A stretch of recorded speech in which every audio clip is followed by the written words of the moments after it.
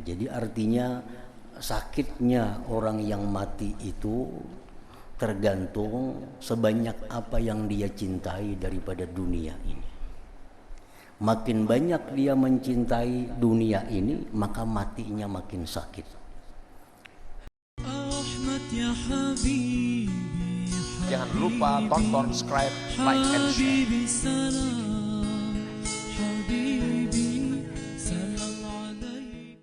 Orang yang tidak berjinakan hatinya dengan dunia dan tidak mencintai selain Allah Ta'ala, dan ia rindu kepada perjumpaan dengan Allah, maka ia terlepas dari penjara dunia dan kekerasan nafsu syahwat di dunia. Ia datang kepada yang dicintainya, terputus daripadanya segala rintangan dan yang memalingkan, dan menjadi sempurna atasnya kenikmatan serta aman dari kehilangan untuk selama-lamanya. Maka untuk seperti inilah hendaklah beramal orang-orang yang beramal.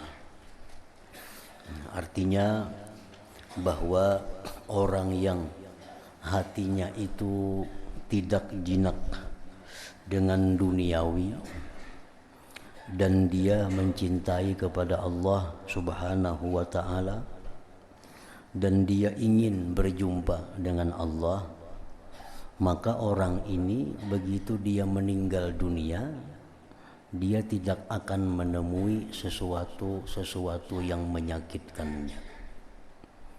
Karena dengan kematian itulah dia terbebas daripada halangan, daripada rintangan untuk bertemu dengan Allah Subhanahu wa Ta'ala.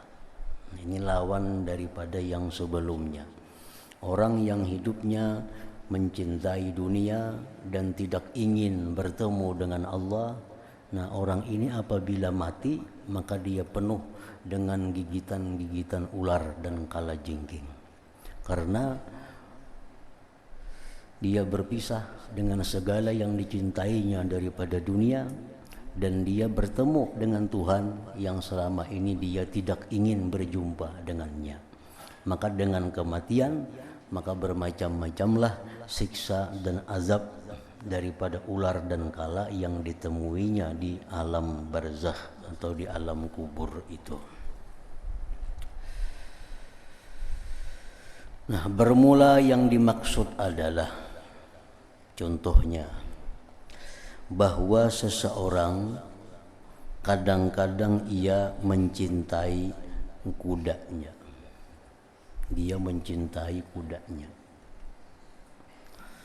Di mana jikalau disuruh memilih di antara kuda itu diambil daripadanya dan ia disengat oleh kalajengking, niscaya ia memilih sabar atas sengatan kalajengking.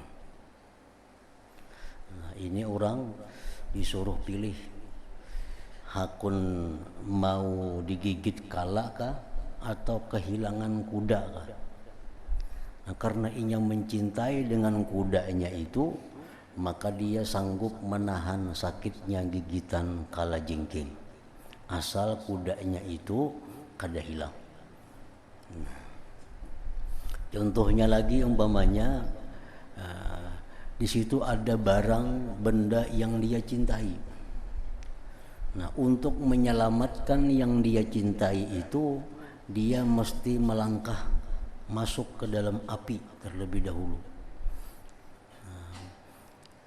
Hendak menyelamatkan barang nang inya sayangi itu mesti masuk ke dalam api terlebih dahulu. Misalnya ini ada kebakaran, nah di rumahnya banyak barang harta benda yang dia cintai, baik itu manusia atau barang atau benda.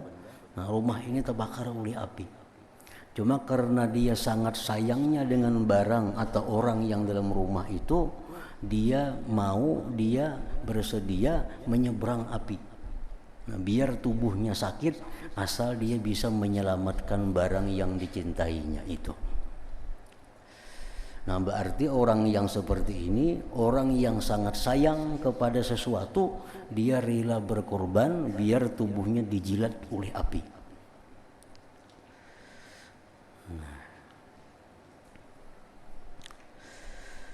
Niscaya ia sabar atas sengatan kalajengking, karena sayang dengan kudanya. Jadi kepedihan berpisah dengan kudanya baginya itu lebih berat daripada sengatan kalajengking. Ini biar tubuhnya digigit, disangat oleh kalajengking, asal ia bisa menyelamatkan kudanya. Sebab dia berpikir bahwa kehilangan kuda itu lebih berat dia rasakan daripada sakitnya digigit kala itu. Nah, pertimbangannya itu. Kehilangan kuda itu dianggapnya lebih payah daripada digigit kalajengking. Nah, dia korbankan tubuhnya digigit kalajengking asal menyelamatkan kuda itu. Nah, dan cintanya kepada kuda itulah yang menyengatnya apabila kudanya diambil daripadanya. Kalau kuda itu hilang, maka sakit yang dideritanya lebih sakit daripada sengatan kalajengking itu. Nah, ini contoh orang yang mencintai kuda itu.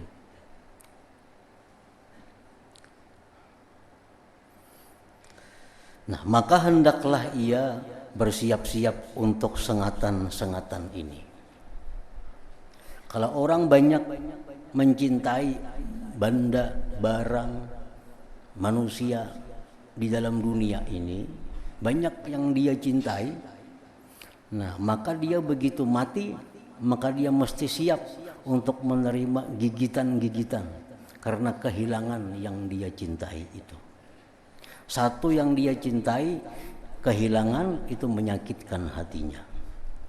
Dua kehilangan, dua yang menyakitkannya. Tiga yang hilang yang dicintainya, tiga yang menyakitkannya. Empat hilang yang dicintainya, empat yang menyakitinya.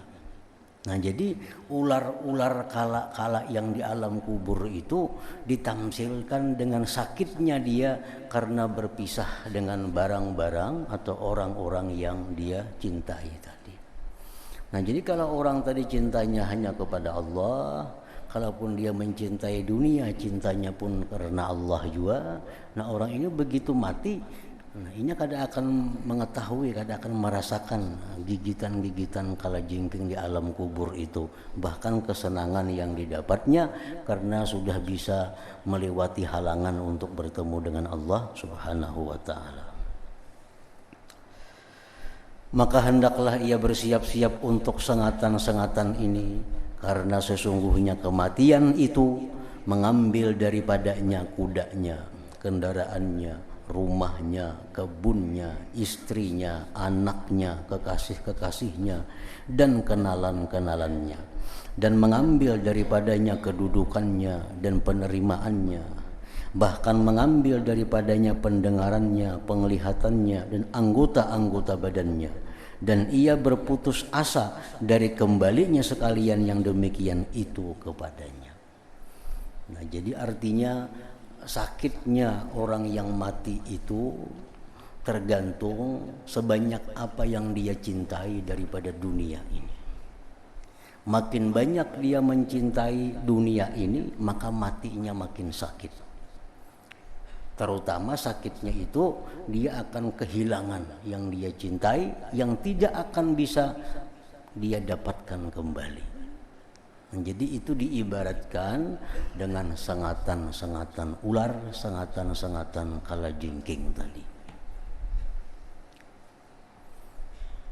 Misalnya ada 20 macam yang dia cintai dalam dunia ini. Nah, maka di alam kubur dia akan menerima sakit, menerima siksaan seperti gigitan 20 ular atau 20 kalajengking. 30 macam yang dia cintai dari dunia ini, kendaraannya, rumahnya, kebunnya, anaknya dan sebagainya. Makin banyak yang dia cintai, maka berpisah dengannya makin sakit. Nah, itu diumpamakan dengan gigitan-gigitan ular dan kalajengking itu.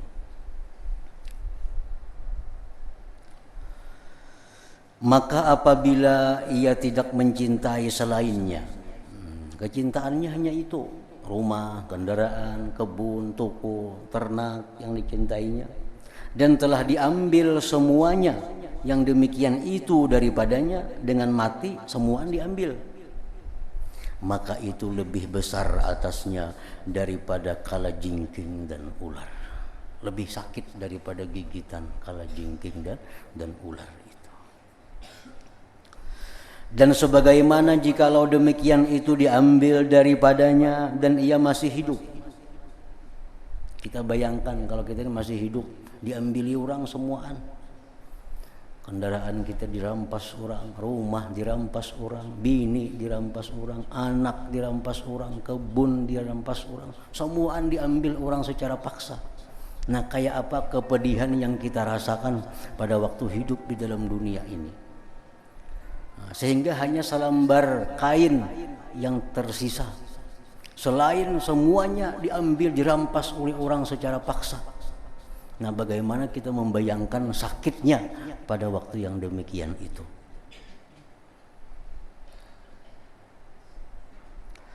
Dan sebagaimana jikalau demikian itu diambil daripadanya dan ia masih hidup, maka besarlah siksaannya. Maka begitu pula apabila ia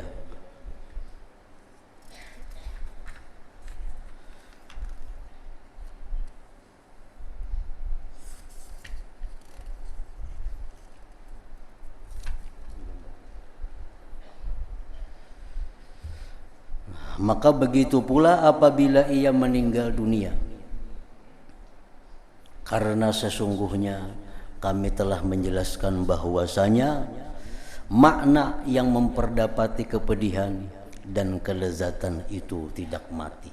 Nah, orang yang mati itu bukan hilang kepedihannya, bukan hilang kelezatannya. Bahkan azabnya sesudah mati itu lebih berat.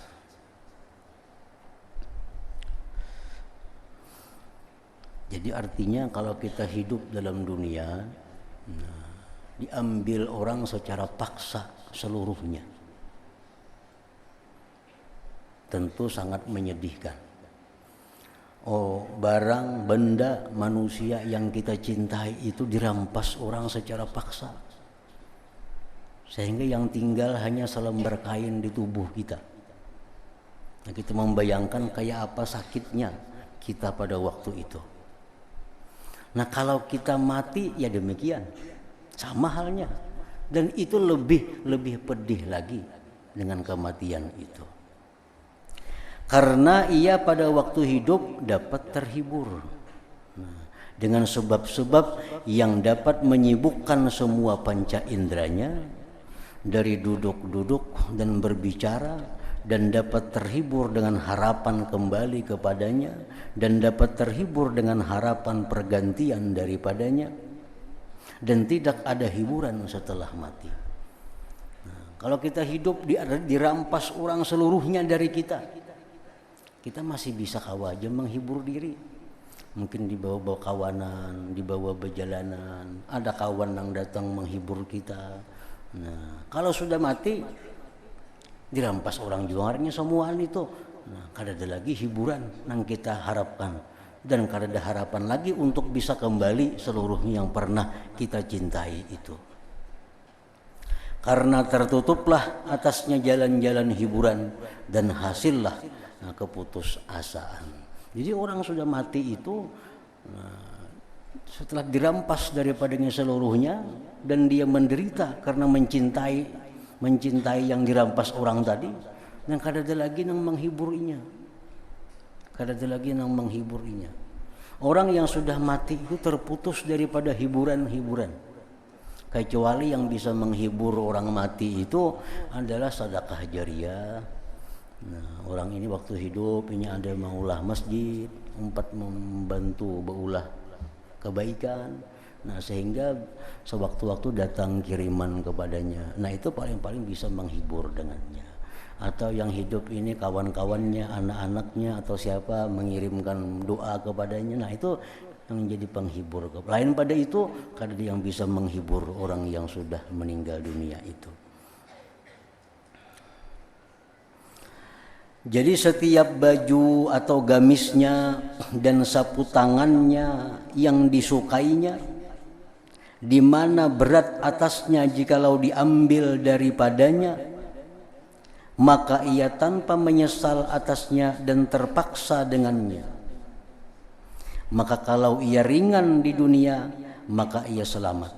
Dan itulah yang dimaksud dengan perkataan mereka, selamatlah orang-orang yang meringankan. Artinya makin sedikit barang benda manusia yang kita cintai dalam dunia ini, maka akan makin ringan keadaan kita di alam kubur sesudah mati itu.